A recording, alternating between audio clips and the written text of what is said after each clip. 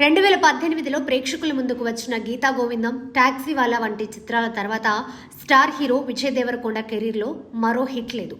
దీంతో ఈసారి ఎలాగైనా హిట్ని అందుకోవాలనే పట్టుదలతో కింగ్డమ్ అనే మూవీ చేస్తున్నాడు. న్యాచురల్ స్టార్ నానికి జెర్సీ లాంటి సూపర్ హిట్ చిత్రాన్ని అందించిన గౌతమ్ తిరునూరి దర్శకుడు.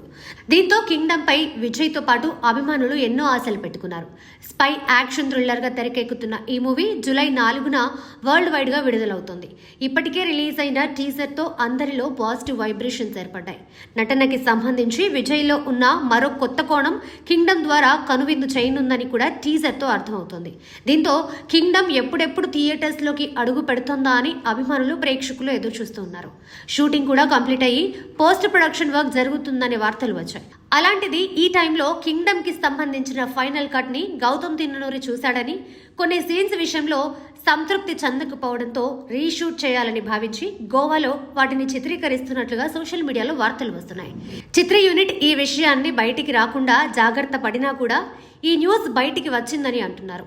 దీంతో విజయ్ అభిమానుల్లో టెన్షన్ మొదలైంది. రిలీజ్ కి ఇంకా నెల కూడా టైం లేదు. ఆల్రెడీ మూవీ కంప్లీట్ అయ్యిందనే వార్తలు వచ్చాయి. విజయ్ అయితే ఒక రకంగా ప్రమోషన్ స్టార్ట్ చేశాడు.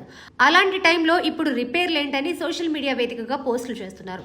ఈ న్యూస్ నిజమా కాదా అనే విషయంలో చిత్ర బృందం క్లారిటీ ఇవ్వాలని కూడా కోరుతున్నారు. విజయ్ దేవరకొండ సరసన Mister Bachchan fame Bhagyashri Borse heroine గా చేస్తుంది. ఇటీవల ఈ ఇద్దరికి సంబంధించిన కొన్ని పిక్స్ రిలీజ్ అయ్యాయి. ఇద్దరి పేరు చాలా బాగుందనే పేరు వచ్చింది.